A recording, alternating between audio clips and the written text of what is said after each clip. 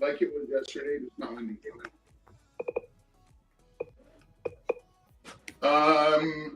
It'll be in the 70s.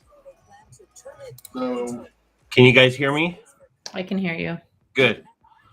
Things were messed up. My computer did a freaking update overnight, so I woke up to a computer not ready to go. Oh no, I almost did my update last night, and then I was like, no, I'm gonna wait until after just to make sure. For that very reason, I was afraid of what I'd be dealing with this morning. It did it all on its own. Oh shoot. oh man. That's okay. All right. Let's get this done.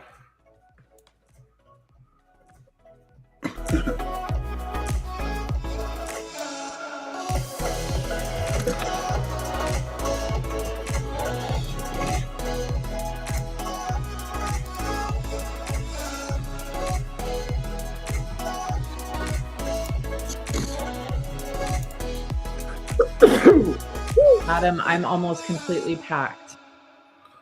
Wow, you're better than I am. Sure. Oh, Completely. I did it all last night. I didn't pack yet. Was I supposed to? Well, I just have a lot going on. I have like about 5 minutes of spare time in the next 48 hours before I leave. So it was either do it last night or things weren't going to go great. I have like a million appointments, 3 cars, a basketball game, a nail appointment. I mean, I just have, I have a social committee meeting tonight, and just so much. It's crazy. Yep. So I had to be smart about it. Thank you, Weaver Details. I do love the new tile. It has made such a huge difference. I'm obsessed with it. I always thought it was just so stupid expensive, but it is worth every penny.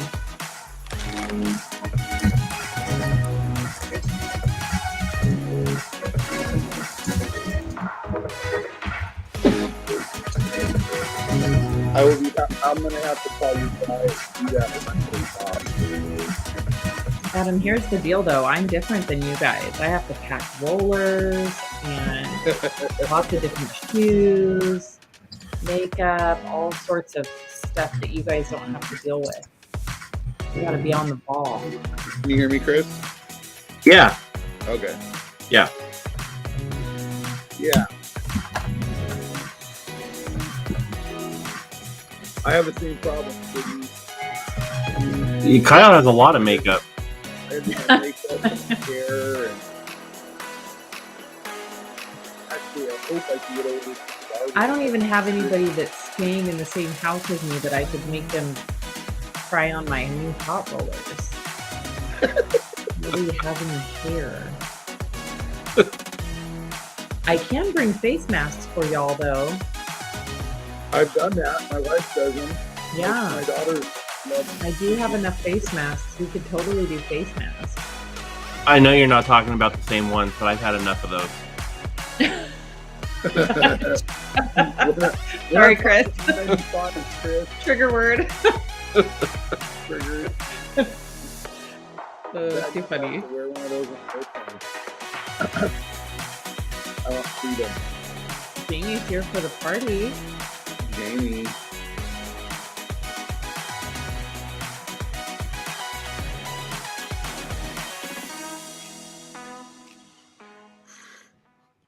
All right, you guys are on.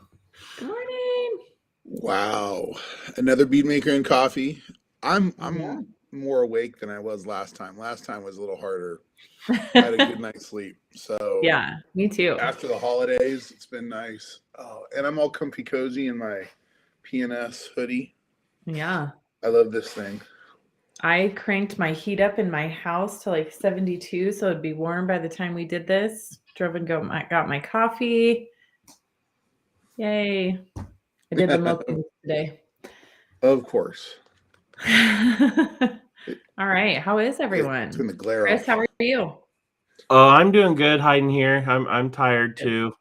Good. I had minimal sleep last night, so Oh no. yeah, the dogs woke me up, all that kind of stuff. Computer woke me up. everything. Yeah. So, but It's all right. I'm happy I'm not Justin. Justin's waking up to 8 degrees. It's not that cold here. Ugh. Yeah, that sounds awful. But it can't be too different where you're at, though. Well, here's the deal. What I've learned about weather is, quite honestly, when it is 32 degrees, it is absolutely frigid, miserable. If it's like 8 to 10 degrees here, it's honestly fine. You can walk out without a coat, but it all has to do with like the moisture in the air. And so here, when it's 32, like 28 to 34 feels way colder than anything below 20. So I Huh. wish it was below 20 here, because then the air gets so dry you can't even feel it. And we've been stuck at right at 32 degrees, and I am frozen. I hate it. Hate it. So I'm ready for Florida, except I looked at the weather, and it's kind of mild. It's like 54, 60. Wow. Yeah. Well, Yeah. maybe I will bring my hoodie. Yeah, we're gonna be I layering. wasn't sure if I was Yeah. going to bring one or not. Yeah, I'm bringing a couple because I just am afraid of being cold. Yeah. Yes, Thomas. Wet cold is the worst. It's horrible. Totally. So, like Sydney said, we're getting ready to go to Florida. For those of you who don't know, Mhm. this week we'll just start since we're already talking about it. Yeah. We're going to be at the Mobile Tech Expo in Orlando, Florida. And the Mobile Tech Expo is a paintless dent removal and detailing convention. Mhm. And there's a lot of things going on there Yeah. between detailing, with Education Day with the International Detailers Association, Mhm. and then watching all the PDR guys do their PDR Olympics, which is pretty cool to watch. Mhm. And it's just a good place for all of us to get together. I haven't Mhm. been there in 2 years. Yeah. Um, That was the and last time we were all together. That was what, yeah, maybe just 2 weeks before the shutdown or something? It was kinda crazy. So if you're going to MTE, let us know in the comments. I know Jessica's going. She already said she's going. Um, but we're really excited, super excited. And then what are you and I doing at MTE? so we were asked to, and we're excited because you and I have been like working on this for weeks Mhm. to speak Yeah. and to take part in Education Day. Sydney, me, and Rennie all have a part in Education Day, Mhm. amongst other leaders in the industry, which is going to be really cool. I'm Yeah. excited to kind of share what we're both passionate about. Sydney Mhm. is, I'm going to talk about RV detailing, but mainly focusing on pricing and services that you can offer, and help steer some people in the right direction on how Mhm. to charge for RVs, Yeah. and a few little tips and tricks. And then Sydney, what are you going to be talking about? I'm going to be talking on running an unconventional business in a conventional industry. So mine is kind of geared towards, a lot of it is my story.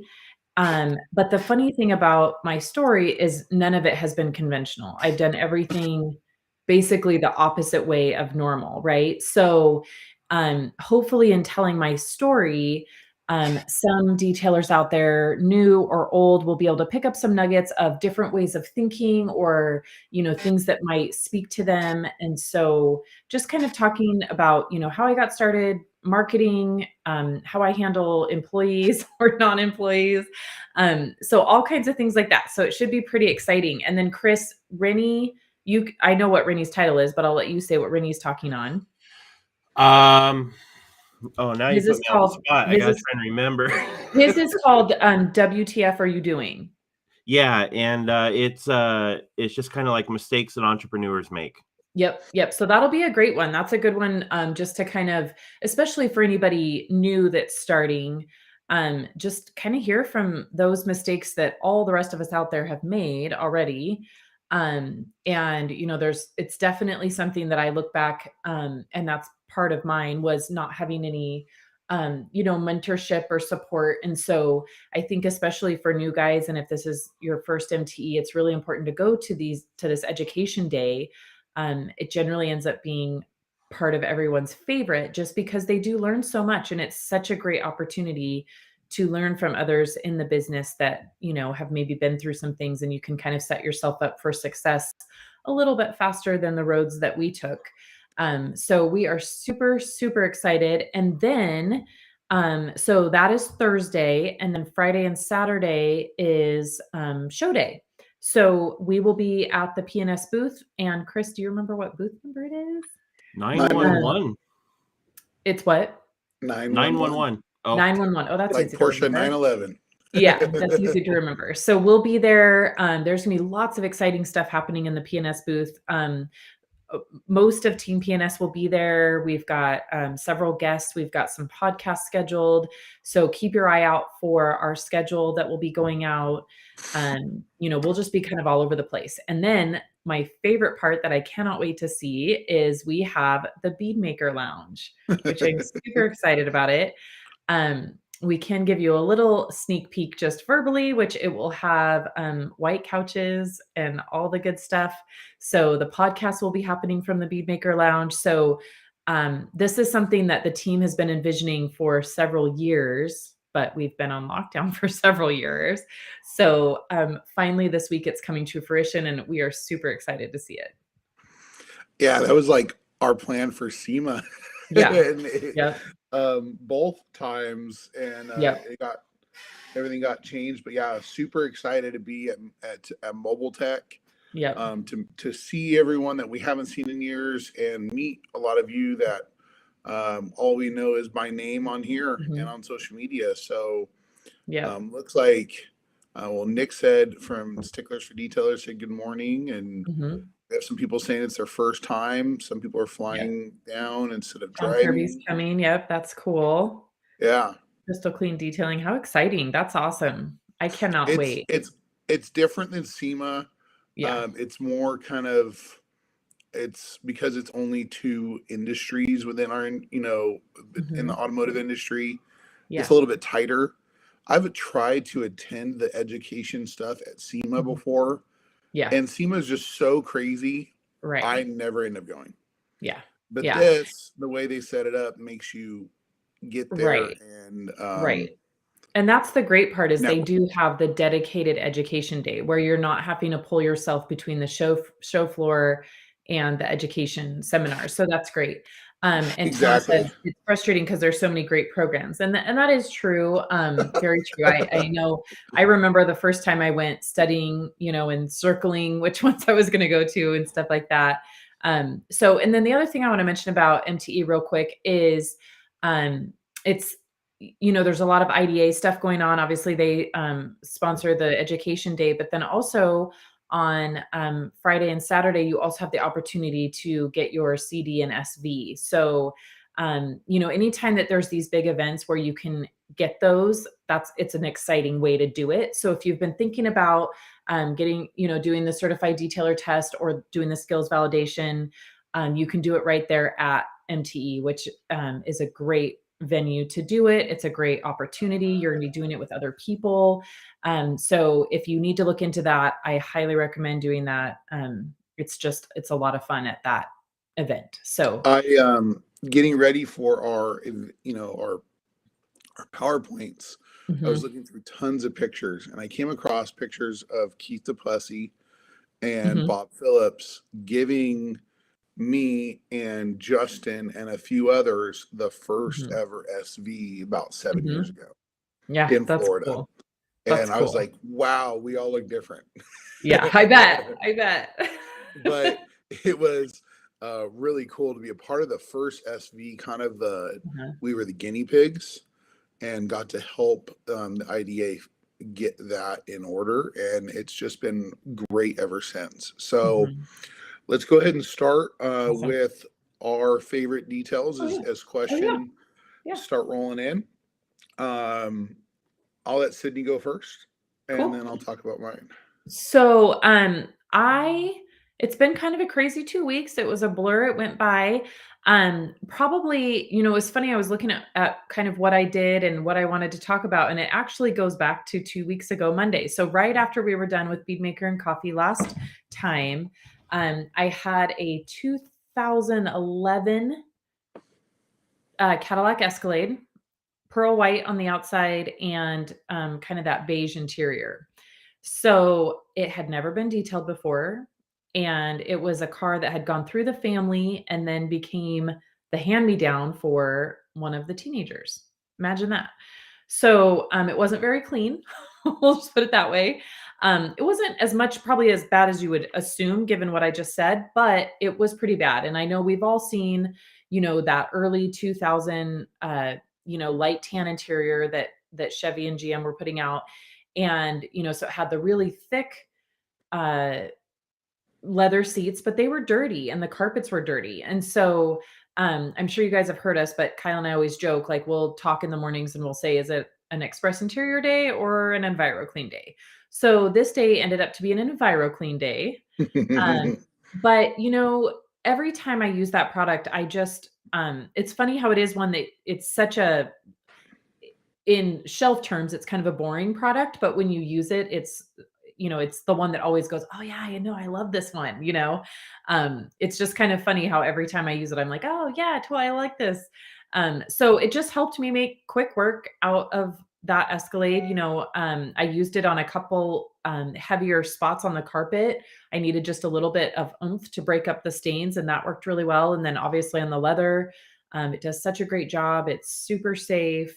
And, it just kind of cuts through that heavy grime and dirt when, Express would work, but it would take, probably twice the arm movements. So it worked great for that. And so I made quick work of it. I didn't get stressed out. I didn't get overwhelmed. And so I was just thankful to have Enviro Clean that day, even though usually when I hear it's an Enviro Clean day, that can kind of stress us out. But so yeah, and the car looked amazing. I mean, erased easily, 5 to 7 years off its age. So it turned out perfect and, put some protectant on there and it looked amazing. So very thankful for Enviro Clean. Isn't it? It's like this, this tool that you pull out and it just gets it done every time. Yeah. And Yeah. I'm always blown away by how great it is. And there was something that my guys were doing a couple weeks ago and they used Express and it wasn't coming off. I'm like, just hit it with Enviro Clean. They're like, nah, it's not going to come off. Uh-huh. And it did right away. It just cuts through the crud in a different way. And, and it was just perfect. So using it on interiors, using it on paint. I like using it around emblems, with a little soft brush or like our little, our red, actually it's our black crevice tool. Works great and it works great on airplanes. I love it. So well, this week, last week, I guess, if you saw my Instagram, I spent an entire week basically doing a trailer and an RV for a customer. And both of them I put inspiration on. And the reason why I did that, and I'll explain in a little bit, they're both black and big flat panels. And I knew that inspiration for me and my guys was going to lay down nicely and allow me to blend it in on these massive, some of these sections are 10 feet wide between windows. So inspiration went great on this RV, super glossy, and just made me fall back in love with inspiration again. I've always, and I'll be honest, we talked about this the other day. When inspiration first came out, we didn't love inspiration. Right. But since the updates in the early days of that, man, that coating is so nice, so glossy. Owner was super stoked. And then on his big black trailer, the sections between, they say gaps in the panels are about 4 feet wide. And it scared me because I didn't want to leave any smudges or blotchiness. Right. But inspiration just went on so nice. So after using about 4.5, maybe 5 50 ml bottles of inspiration. Oh, that was going to be my next question is how much did you go through? Yeah, I actually had to stop by Uber Detail and pick up like 4 bottles because I had a full bottle and we used it on one side and the back of the trailer. And I'm like, okay, I got to get more then. I kind of use that to gauge it. Mhm. So we used another bottle on the trailer and the other almost 3 bottles on the whole RV. Oh my gosh. But we coated everything, the top edges, in the gaps, the awnings, Yeah. Wow. everything got coated except the glass. But I had to use Clarity Cream to polish Mm-hmm. all the brand new glass. Mm-hmm. And I'll talk about that at Mobile Tech. Added on services is a big one is polishing glass on RVs. Yeah. There's Yeah. always water spots on RV windows. Always. Yep. That's so true. That's so true. So I'm going to add Cool. that to my PowerPoint. Nice. Now that I That's think about it. awesome. Yeah, because I've noticed that too. I mean, obviously I don't do big RVs, but I do a lot of travel trailers. And the glass is always water spotted. You know, what's funny about this RV is, so this is a Newell. Mhm. Newells, depending on, the year, if it's brand new, can be almost $2.5 million. Mhm. And this guy had all the windows replaced except for the windshield because they had problems, Mhm. and they all came with water spots. Oh my gosh. And he said, "How is that possible?" I said, "Well, these windows, do you think that they're sitting in a warehouse somewhere? No, they're all sitting outside, Outside. Yep. stacked up." Overspray from whatever. Yeah. Yeah. And I said, so there's a reason why, and I've seen this before, brand new RVs, their windows all have water spots because they Yep. sit in outdoor storage Yeah. until they slap them in the RV. Yeah. So happens. Nuts. Cool. All right. Well, that's exciting. We watched a couple videos and we had a TikTok with the RV and stuff. So super Yeah. fun. That's awesome. All right. So should we get into questions, Chris? Yeah, here you go. Perfect. Number All one. right. So Marty says, I want to use Bead Maker as a topper, but I have a show car and I was wondering how often it can be applied. Can it be over applied? And can I just use a regular detail spray for shows instead? What a great question. So, absolutely, yes, you can use Bead Maker as a topper. If you are just dealing with a show car, you're not going to get the normal life out of Bead Maker, right? It's going to last longer because you're not going to have life wearing that Bead Maker down. So, what I suggest is doing a good coat of Bead Maker and then doing a couple times using either paint gloss or Dream Maker. So Dream Maker is our show car topper. So that's the gloss amplifier. And a lot of guys I've seen, they just alternate Bead Maker and Dream Maker. So kind of every other time they wash their car, they'll just alternate it. You definitely can overuse Bead Maker. It will start to build upon itself and it could become not such an enjoyable experience. So you don't necessarily want to over apply it. So, if the car hasn't been out driving around, living any kind of life, being washed, you're going to want to, space out your Bead Maker for sure, because we don't want you to end up having a bad experience. And it's not going to hurt anything. It's just not going to be as powerful. So, grab some Dream Maker, grab some paint gloss, and kind of figure out what in that process works for you. But if you're going to a show, what I would do if it was my show car is I would do a good wash, use Bead Maker, and then if you're only cleaning it up at the shows, use paint gloss as kind of a waterless wash detail spray, and then use Dream Maker right before the show starts, just to give it that crazy pop, because paint gloss is not going to give it the crazy pop that Dream Maker does. I agree. Years ago, Marty, I had am I frozen on here? Or no, you're good. You're good. On my screen, I'm frozen. It's kind of weird. Years ago, I had a guy with a black Corvette, and he was one of those that we would polish his car. It'd look beautiful, and then he'd have it waxed like every single week. Every week he had it washed. Well, eventually this Corvette started looking gray and not black because they were just putting a coat of Carnauba on it every single week, and it looked gross. So yeah, there is over protecting a vehicle and not cleaning it like with a wash or a clay treatment. So on a show car, I agree with Sydney. You don't want to overuse Bead Maker, but Dream Maker is a great in between protection and gloss amplifier. Mhm. Don't overuse Carnauba though; it looks terrible, and it was Yeah. such a pain in the butt to get off. It was Yeah. like a film. So, all right. Good morning, Scott. Cool. So next one, Tom, Enviro Clean, what used what ratio? So here's where I always default to Keith because I always forget, but Kyle might know. I want to say in my Chemtrol, it's coming out 10-1. Yeah, I think yours is either 10-1 or 15-1. Okay. I That's think it's usually 10. kind of where we go. Yeah. I have 2 bottles in my van, and Mhm. one's at 10-1 and one's at 4-1.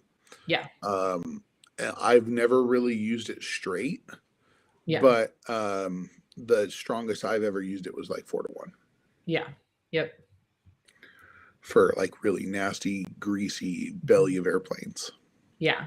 Yeah. So on interiors, I'm probably right at 10-1, I think is what I'm at. And then exterior, I tend to do fine at 10-1. That's what I usually use. But like Kyle said, I do have one small bottle that is 4-1.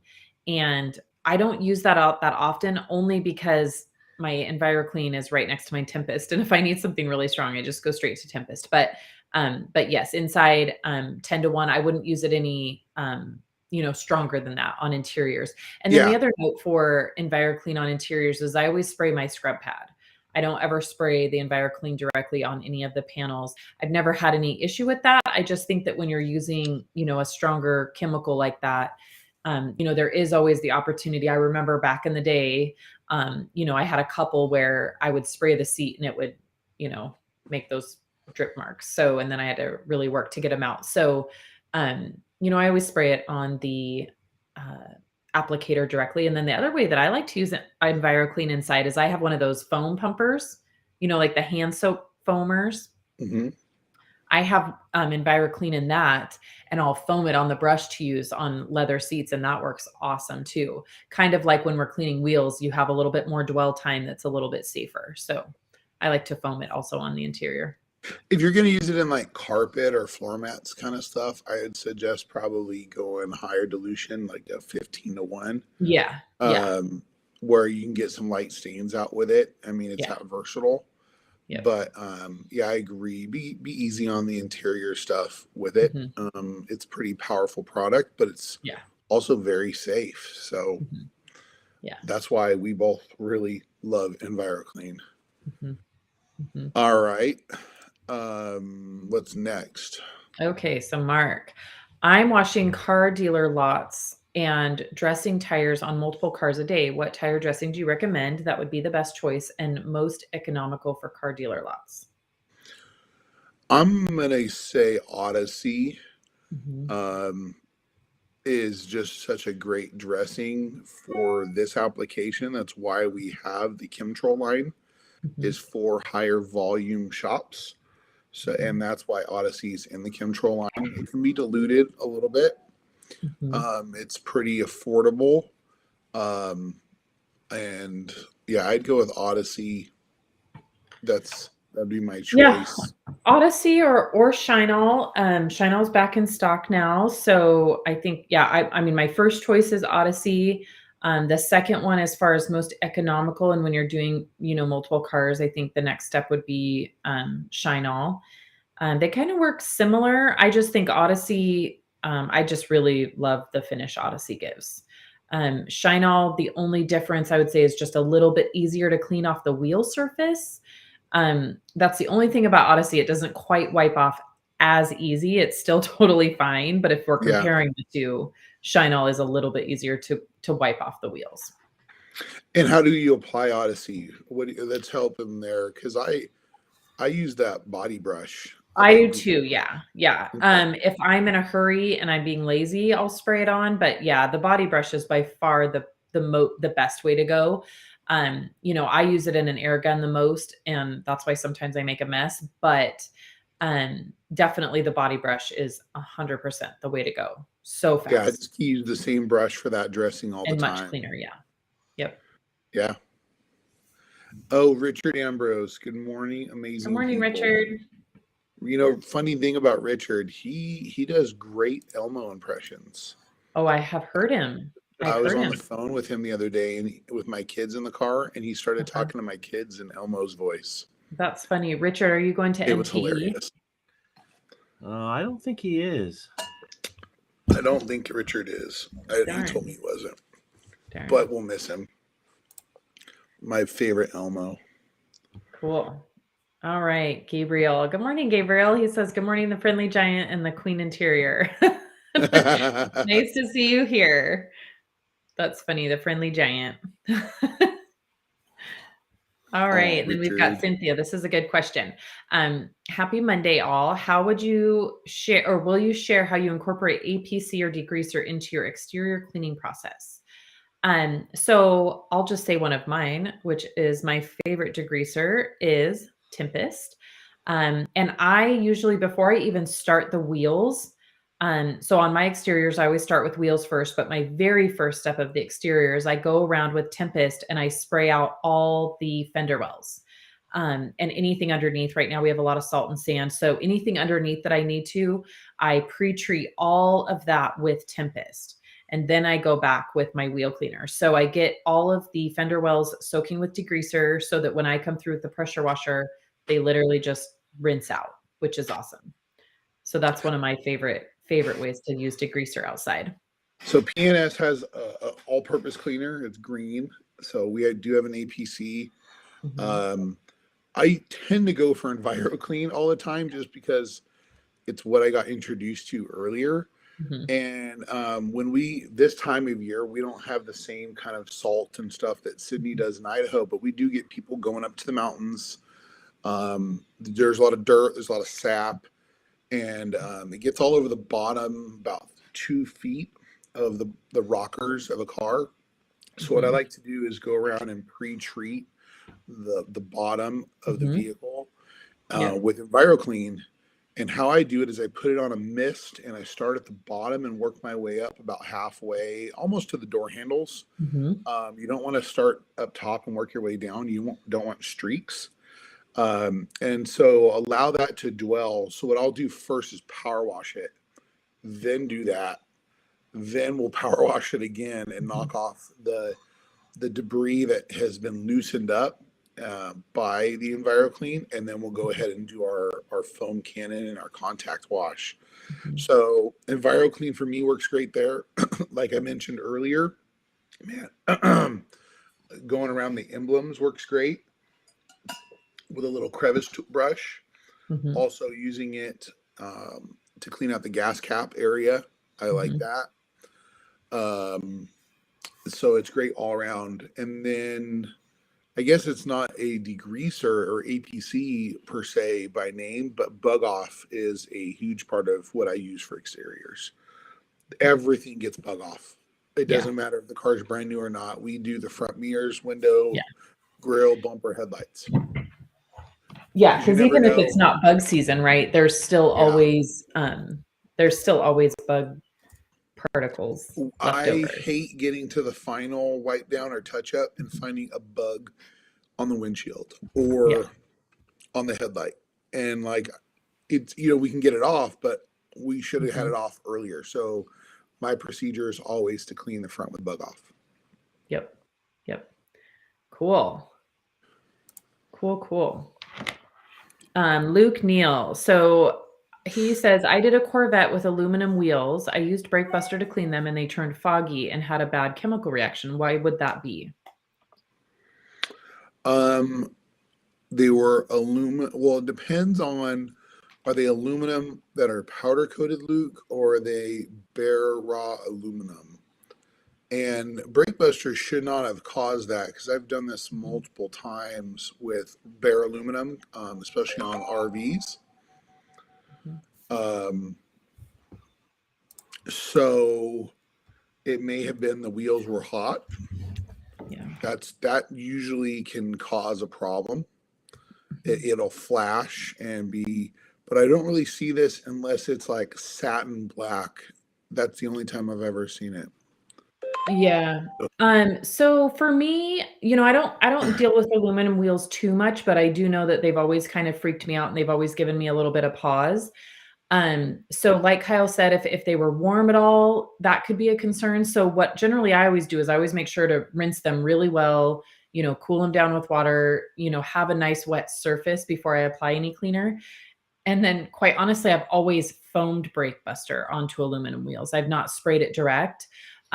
Because aluminum can be so porous that, I've never wanted to just put anything straight on it. So I've always used the foamer on aluminum wheels and I've never had any issue with brake buster at all. But the foggy thing really does give me pause that it could have possibly been heat. Because that's definitely a reaction that it would have to any chemical would be to fog if it was hot. So that could definitely be it. And depending on what brakes and all that were on the Corvette, those can hold heat for a really long time. So you want to make sure to really flush them with cool water, get them really cooled down and start with a wet surface. And if this is a concern, you can always dilute brake buster as far down to 1-to-1, so 50-50. Yeah. But this is not something I've ran into with brake buster. This is kind of a problem I see when people use acids on raw aluminum. Yeah, he mentions it's raw aluminum. I'll just throw in, I do think that there's a certain point where, a raw aluminum wheel, especially one if it hasn't been cared for very well, just about anything will probably mess with it outside of soap and water, so you almost got to be prepared to have to hand polish them. Yep, for sure. For sure. Yeah, you got to be really careful with aluminum, like really, really careful. Cool. I'm scrolling up. Hold on. You're going to have to bust out some Metal Bright, Luke, and give those a light polish to bring back the shine. Yep. Cool. Okay, so we have a couple questions from David. So what size of RV? Man, David, you got to come to Mobile Tech. What did you charge by foot? This is the whole topic of my thing in Mobile Tech, but the RV I was talking about was 45 feet. That's the longest they make these type of RVs. The trailer was 35 feet long, and in California, I think it's 65 feet is all you can tow legally. So he was well over, like 15 feet over legal. Holy moly! But I don't think he cares. So. What did he have in the trailer? Like toys? What did he have in the trailer? Oh man, he had like 2 sand rails, 2 razors, quads, and this massive custom barbecue on wheels. Gosh. Yeah, I'm in the wrong industry, guys. Living the life. The guy is way cool. Yeah, it was fun working on his toys in his shop. But that's awesome. Yeah, I mean. And the sand rails were, I love going to the dunes, so they were really impressive sand rails. The engine costs more than my razor. I'll just say that. So yes, I do charge by the foot.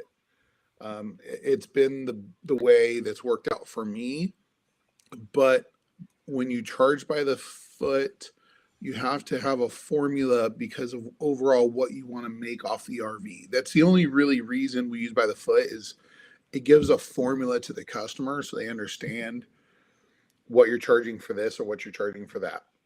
But we're going to record our videos or our presentations so we can share them on YouTube.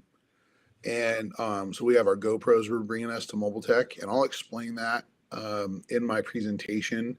The difference between charging by the foot, charging by the job, and charging by the day, because there are some differences, and either one can work for your business and help you so you don't lose your ass, basically, because I've done that before. Yeah. So I'm trying to help others not make the same mistakes I did.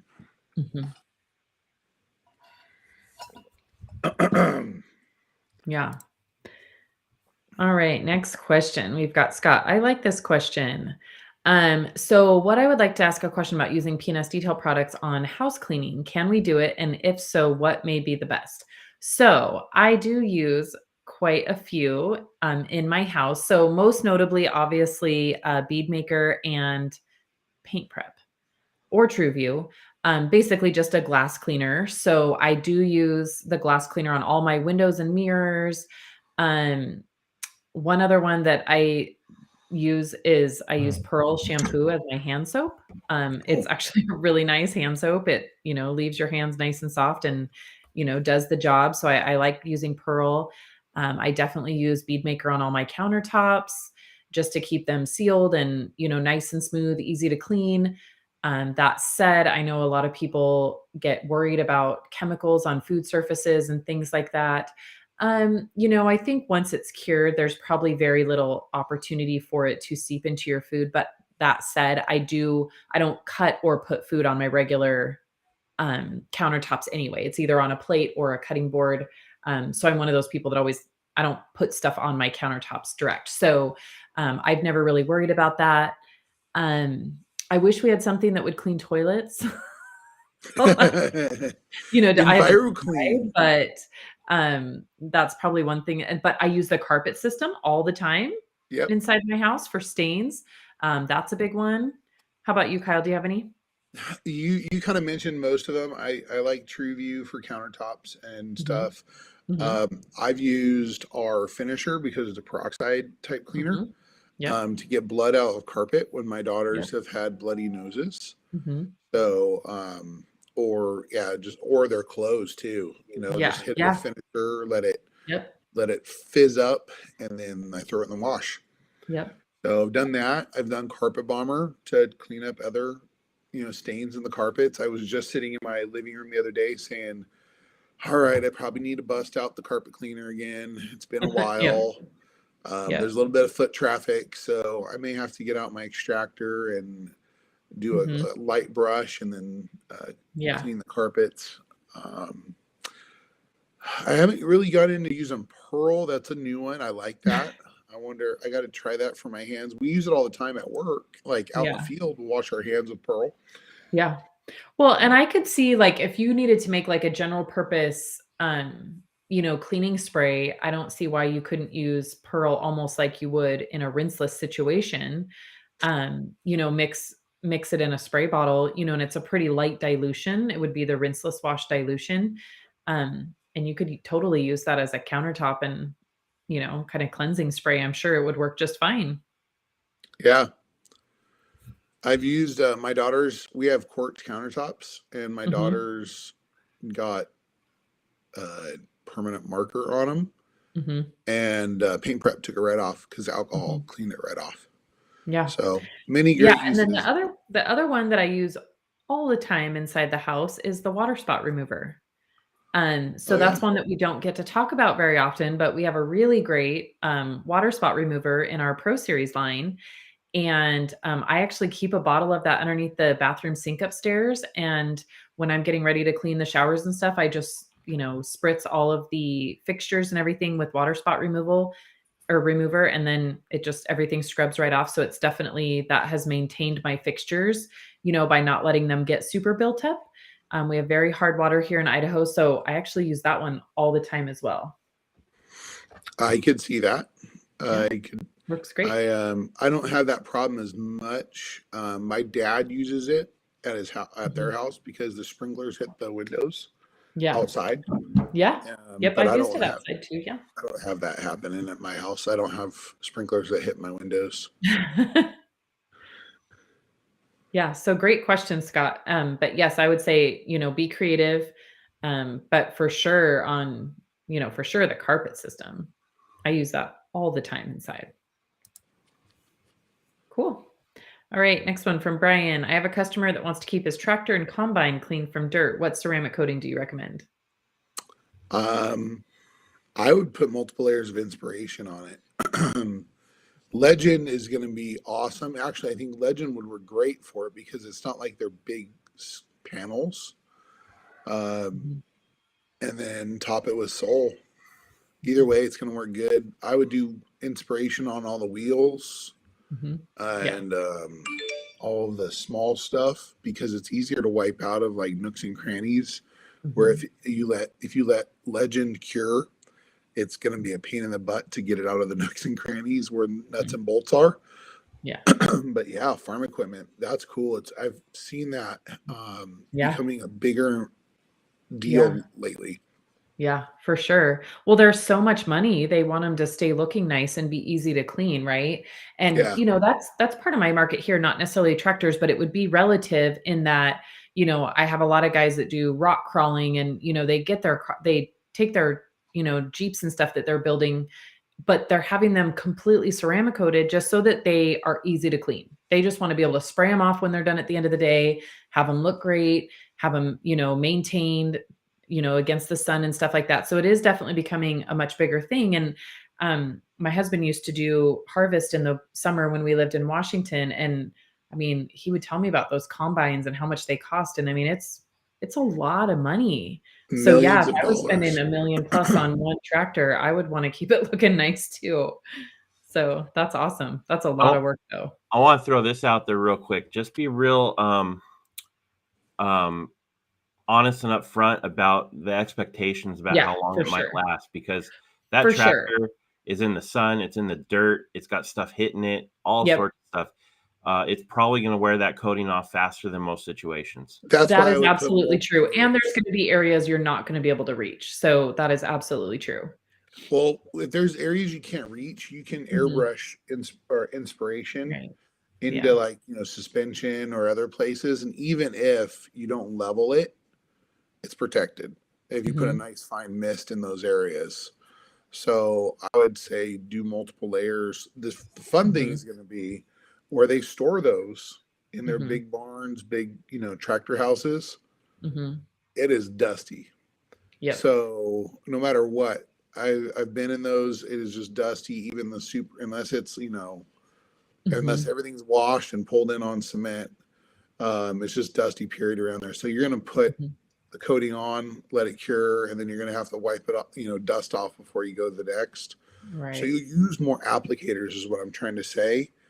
If dust gets on the applicator, it's okay. You're not rubbing, you know, not sealing dust into the coating, but you're going to need to use more applicators. Yeah. But that's cool. Let us know how that goes. For sure. For sure. And then can we jump real quick to Gabriel had a comment that this is one that I forgot, and I can't believe I forgot this. So he said paint gloss on the TV, radio, etc. helps against the dust. So I totally have paint gloss in my laundry room because I wipe down my washer and dryer, especially the dryer, with paint gloss because, you know, the lint just sticks to everything on the washer and dryer. So I do absolutely once a week, I wipe down my washer and dryer with paint gloss to cut the static charge. So I can't believe I forgot that one. So thank you for reminding me of that. It's like Sydney's find there. That was your... Yeah. I just carry paint gloss everywhere with me. I spray everything with paint gloss, I feel like. You know what? Paint gloss on your trim in your house keeps the dust down too. You know, like if you have white trim. On your baseboards? Yes, on your baseboards. It's awesome for that too. So I'll just spray it on a rag and dust my baseboards with it because... Again, it gives you a little bit of protection against the dust. So we're making a PNS interior home and interior cleaning system now. Yes. My house here in LA, I've got you know, wood window ledges right on the exterior of the house. And you know, they get dirty, they get rain all over them, all that stuff. So occasionally I go around and I wipe them down with Bead Maker. Oh yeah, yeah. You know, and that gives them a little coating of protection and makes them easier to clean next time. For sure, for sure. That's awesome. So cool. All right. Put that on everything. Yeah, that's right. Exactly. Sorry, I pulled up the wrong one. That's all right. Okay, so Tom says, what products do you use to create really shiny tires without sling problems? Well, that's a loaded question. Okay. Well, so let's work backwards. The sling problems. We're going to clean the tire with undressed. Yes. Got to make sure the tire is completely clean. If you want super glossy tires, you have two options basically. One is not really an option because Dynamic is not in stock. Right. This kind of comes up. I reshared a picture on Instagram, and someone said, "When is Dynamic coming back?" And I said, "We don't know." But Dynamic was super glossy when you use it straight. If you're not in California and you have a distributor, there is a product that we make that they can sell out of this state. That, and I may get in trouble for saying it, I believe it's called Hawaiian Shine. Yeah. The reason I can't remember it is because I can't use it because it's not VOC compliant to California. We don't sell it here. And that's common with a lot of companies like ours. There's products they can't sell in California. Yeah. That stuff is super glossy. The only problem is you're asking without sling. Right. You're not going to have super gloss without sling. No. With a normal type silicone dressing. When your tire warms up or you go through a puddle, you're going to get sling. So you're going to have to probably settle for a little lower gloss, go with nice dark black tires and use Odyssey. And you're not going to get sling that way. Yeah. It's the sling question is always, and here's the difference. What kind of tire is it? Is it a big mutter tire where you have pockets, you know, and that grab dirt and stuff? Or is it like a street tire? Street tires tend not to sling as much. Be careful with the shiny. Sometimes the shiny brings dirt. Exactly. Yeah. The shinier you go, the thicker it is. That means it's going to attract dirt and dust. Yeah. Yep. I think one that, you know, maybe you should look into that creates a little bit more of a higher gloss, but isn't what I would consider shiny, would be the Wipe and Shine. If you prep the tire really well with Undressed and then do Wipe and Shine does have a really nice glow to it. And it doesn't sling. So put it on heavier, let it dry really well.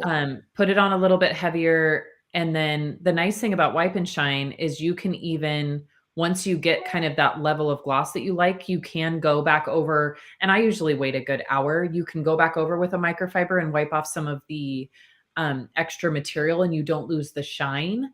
So maybe look into Wipe and Shine. You might like that one. It's a pretty good one. It's a little bit shinier than Odyssey. Odyssey's like a satin shine. You know, it's a dark. What I love about Odyssey is it makes tires look blacker. Yeah. Yeah. It does, for some reason, makes them really look rich. like deeper, richer tires. Yeah. Yeah. Yep. Cool. Awesome. Okay. Sorry. So this is a good one. Here we go. That's what I was looking for. Okay. Gabriel, is fabric coating strong, good for the fabric in the fender well? You know, I've never tried it for that. I certainly could. The only thing that I can say about the fabric coating, and this is any fabric coating that's out there, it's not just ours, is that they, you know, are built for fabric and carpet and things like that. But anytime there is abrasion, it's going to wear down that coating pretty fast. So putting it on a fender well, just for me, I have carpeted fender wells and I'm just thinking about how many sticks and rocks and everything go up in there. I think that if you used it for that, you're talking, you might get like a month or two of protection. I'm not really sure if it would help. You could certainly try it. But there's a lot that goes on in that fender well that we can't see while it's happening. So I do have a feeling it would break it down pretty fast because that's a lot of abrasion. Well, the first time you power wash it, you're going to, you know, abrade it as well, scrub it. Yeah. If it's brand new, it's it would be a cool experiment to see.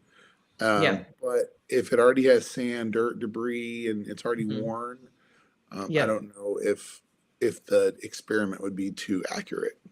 Yep. So go buy a brand new vehicle and let us know how it goes. Yep. Christopher. All right. There's a question Hold on. Oh, yep, we got that one. Oh, I just got a weird ring in my ear. Okay, so Tom says, what carpet or interior fabric details force you to use an extractor rather than the dry method with the trio of PNS?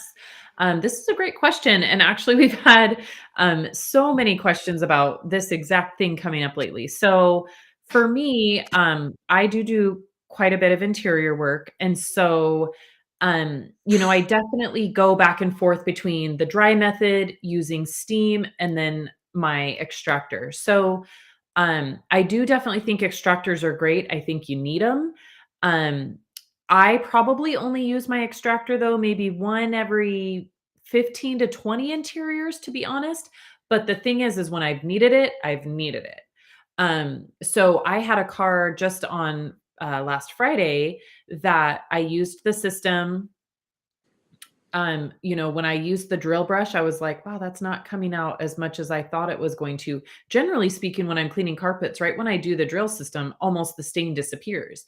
And this one was, it was a 17-year-old car, probably never been cleaned. It had been used for camping and doing river things. It smelled like river fish.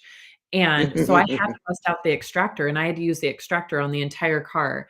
And it was disgusting. And so the system breaks up the stains and stuff. The thing that I always mention about extractors is you do not have to soak the seat or soak the carpet.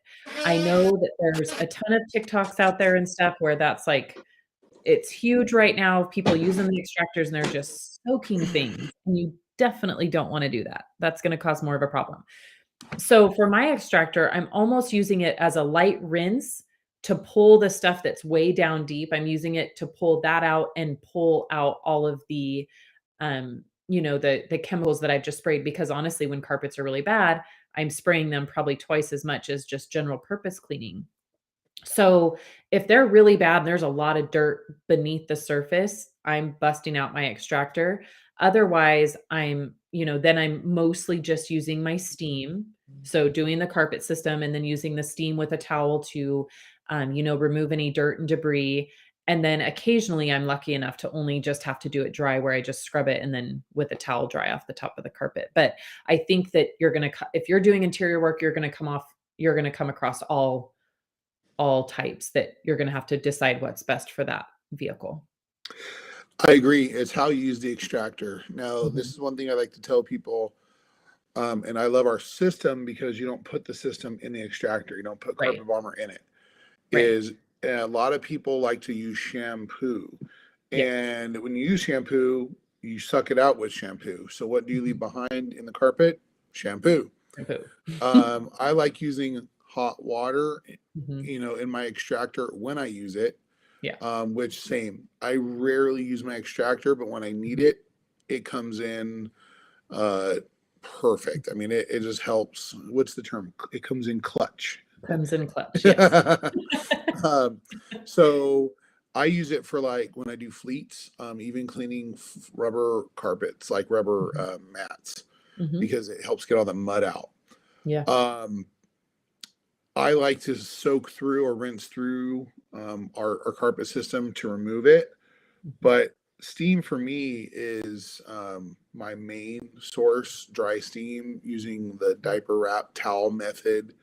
But sometimes you need to go deeper, and that's when a carpet extractor can come in. Just don't soak it. I watch a lot of TikToks with guys who just hold the trigger down, and they hold the trigger as they go back and forth. So bad. You're only wanting to clean just the carpet fibers. What you're doing is putting moisture all the way down. So don't over soak it. And the problem when you soak it, right, is it then goes into the foam part of the seat, and then the material part becomes like a towel, and it soaks up all that extra moisture in the foam to the surface of the seat, and then it just restains the seat. So that's why we don't want to over soak it. And the customers don't love that. They don't love sitting. No, it's not good. Well, because then and the other thing is, it takes a day or two to actually get it dry, especially this time of year when it's colder out. In the summer, it's a little different, but just think, and to help prevent wicking. That's why we have Finisher.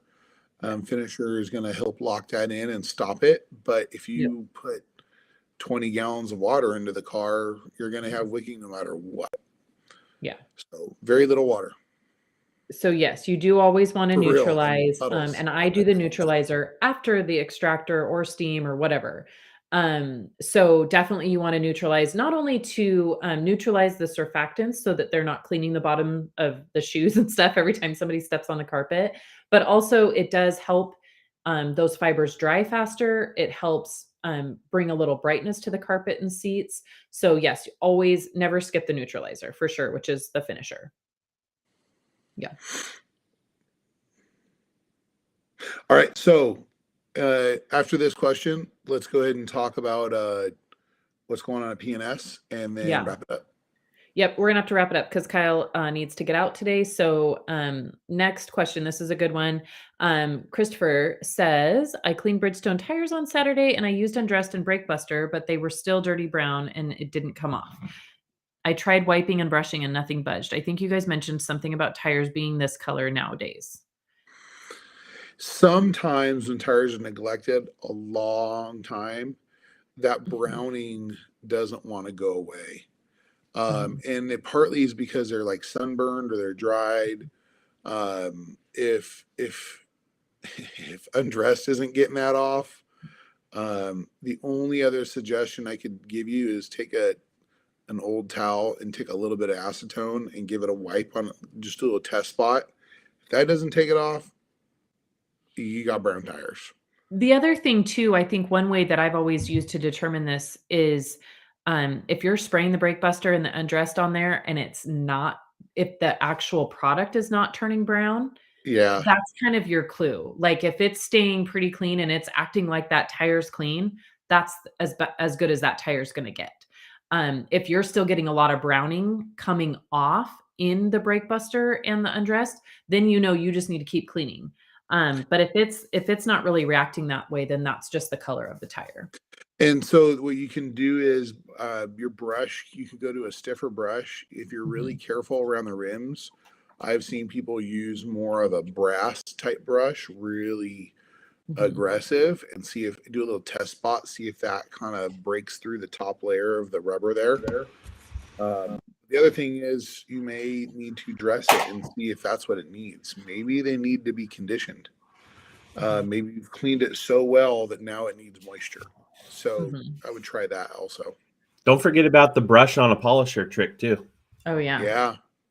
That was our top video. Keith put a brush stiff on a flex. Brush on a drill. Yeah. Or a polisher. Yeah, or a brush. That something's up there. I know what you're talking about. Because RVs do this all the time, but usually power washing, really heavy pressure and Undressed is usually the key for me. Yep. Cool. All right. He said real quick, there was no browning. It also did dress really nice. Yeah. So that's just the color of, if you're not getting any browning feedback, there's nothing more to take off. So you're good. You're good. It's just that sometimes I've had to go on the tire and look at the year the tire was made and tell the customer, hey, look, your tires are like 8 years old. Yeah. Your tires are sucking up all the dressings I've tried. Yeah.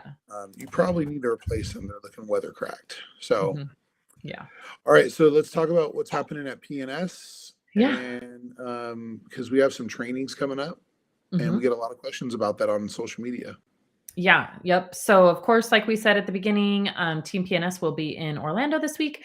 And then we have in Hayward, February 8th and 9th, we have our one-day training with Prentice. And then we also have the ceramic coating class on that Wednesday. And then I know we have a couple, and I'm going to let Chris talk about this. We have a couple open garages in Florida. If you are in the Florida area or hanging around, you may want to check those out. I know Rennie's visiting a couple shops right after MTE. And so we have a lot coming up the next couple weeks, but we will be checking in with you guys before then. But Chris, how about what's the schedule for the open garages? Okay, well, I got a little bit of info on both for you. So open garages are let's see, Miami at Miami Lux, detailing supplies is that's going to be on Monday, the 31st at 4:30, from 4:30 to 7:30. That's at William Lara's distribution business. And then on Tuesday, same time frame, 4:30 to 7:30, up in Jacksonville, Florida, at Firehouse Detail Supply. Same thing. So Rennie will be at both events. I'll be with them, but Awesome. we all know you got to see Rennie, and you know, and so come on out for those. Should be a good time. Yeah. And then regarding training, we actually have multiples of classes going on in February. We still do have some spots open for a detailing class in Hayward on February 10th. So if anybody's interested in that, we need to fill those up. We had some, we created some makeup classes because we had some delays in January due to some COVID issues like everybody else had. Yeah. So, cool. So yeah, so we got to fill that up and we got to get the word out, and I'll work on that with you guys this week too. Awesome. Very cool. All right. Well, that is it for today, you guys. If we missed any of your questions, we'll put them on our list for next time. Thank you so much for everybody that came this morning, and we will have, I'm sure, all kinds of fun stories and stuff to tell you about MT when we get back. And for any of those of you that are going, make sure you come by and check out the Bead Maker Lounge and say, hey, introduce yourselves, and we will see you guys in 2 weeks if we don't see you at MTE. Yeah, we'll see you guys there. I think we may be doing a bead maker and coffee from MTE. Oh, yeah. Yep. We're trying to plan a special episode from there. So stay tuned for all of that. Make sure you're following all PNS social media, and you'll know where we are. Cool. All right. Have a great day, everybody.